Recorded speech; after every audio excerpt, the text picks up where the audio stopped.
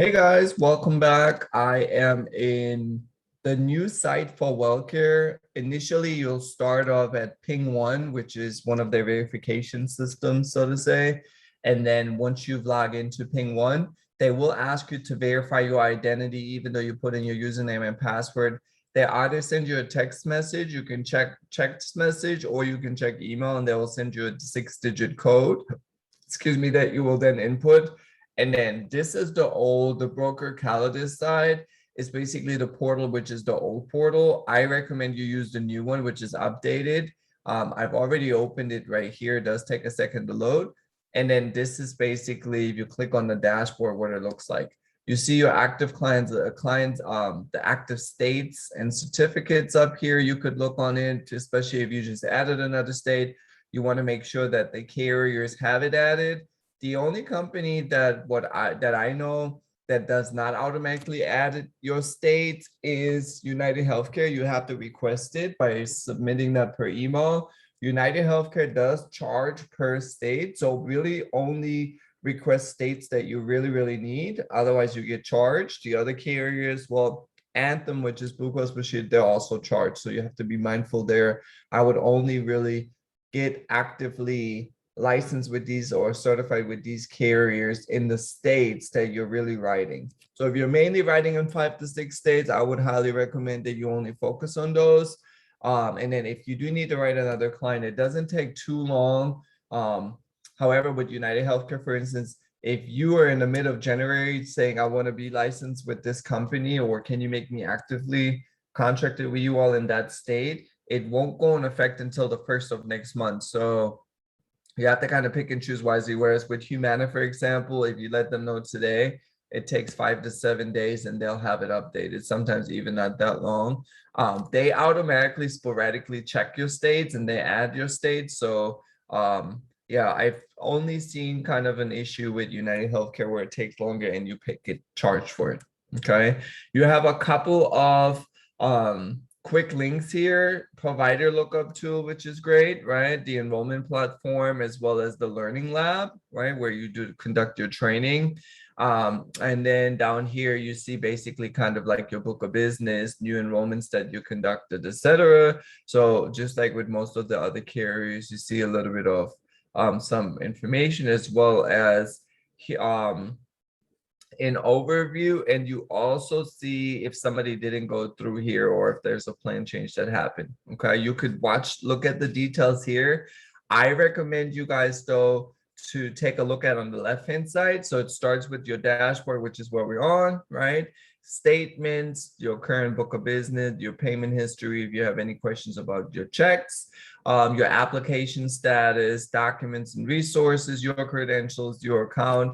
And then really important, what I want to go over also here today is your support ticket. So there's a drop down. You can either create a new ticket. We're just going to act like we are creating a new ticket here. If it's just a maintenance issue, you would select maintenance. If you have a commission concern, enrollment concern, member related inquiry, the member didn't get their ID card or anything of that nature, you would select that. And then if you have any system issues, you would basically utilize the system support. Okay, so let's just say it's a commission issue. You do have another subtype. What is it, right? So let's say, for instance, it's commission other or a hierarchy override. For instance, if you have individuals under you and you didn't get compensated, right? Or your initial payment for a member, if something is missing, renewals, payments, your statements, right? Or anything of that nature, you would come under here. Okay, so let's just say we say commission other. You would create, you would type in your description of what it is. If you have any proper documents, you would want to make sure that you attach them here. And then if it's about a specific member, you do have to make sure that you put the client's member ID number, member Medicare ID number, the client's name, as well as your NPN, right? Remember, you can use the lookup tool, the NPN lookup tool on our site if you do not have your NPN handy. I hope you have somewhere a list printed out with those most important things or located on your computer device. And then you would just create it. It does take about 5 to 7 days, sometimes a little bit longer for them to respond to the ticket, but Definitely make sure you follow up. That could be a Friday task as well, that you check on it every Friday. Okay. And then, yeah, I just recently, what I wanted to show you guys is I created a ticket for one of my clients. So this one, if we just click on here, you can see that I wrote, to whom it may concern, my client's wife called in to change her husband from an HMO to a PPO. I know the husband and wife personally and would kindly request for me to be the agent or record for the husband, right? Furthermore, I'm requesting my commissions back as I brought the customer to Wellcare. I could have simply called him, I could have simply enrolled them into another carrier. If they would have called Humana or United Healthcare, right? If they would have called the carrier directly after I enrolled them, and the client would have internally been changed to a different plan, I would still be the agent of record and I would have not received the chargeback. So Wellcare gave me a chargeback basically for enrolling the client and then them internally switching the client to another plan, whereas with the other carriers, that wouldn't be the case. So they basically said they will continue to monitor, blah, blah, blah. So, but long story short, they will go ahead and get this switched over to me. So I set myself a notification in my calendar just to check on it to make sure that I will get compensated moving forward for that client. Okay. You can click up here and see a little bit more. When was it assigned to who, with the information. And then also here, what was the log of the process, who did take care of what, etc. Okay. So we have the username and all that kind of stuff. Um, and yeah, here you find the book of business, the payment history and things of that nature, as I mentioned. So if I click on book of business and just don't want to put in anybody in particular, I could go in here, right?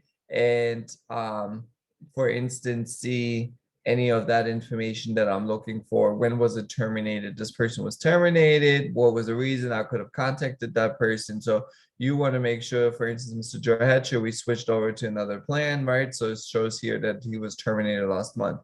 So you can sort those guys by termination date, okay? And then you see there's only 2 that have been terminated.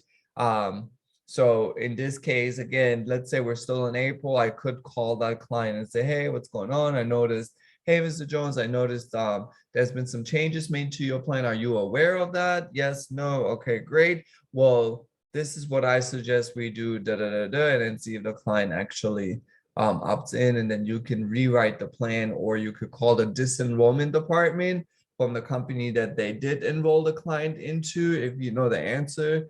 And if the client didn't do it, you can always call as well CMS, which is Centers for Medicare and Medicaid Services, and do a rapid disenrollment. And that will, if you're still in the current month, it will disenroll the client from the plan that he's supposed to go on and put him automatically back. But we'll do a training on that in detail so that you can kind of better understand what I just talked about.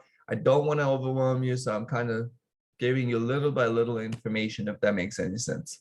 Okay, I'm going to stop this video here. Like I said, there's more. You have the application status, where you find even more. Here on the status information, you would see if the client has been plan change, current member, this was canceled, right?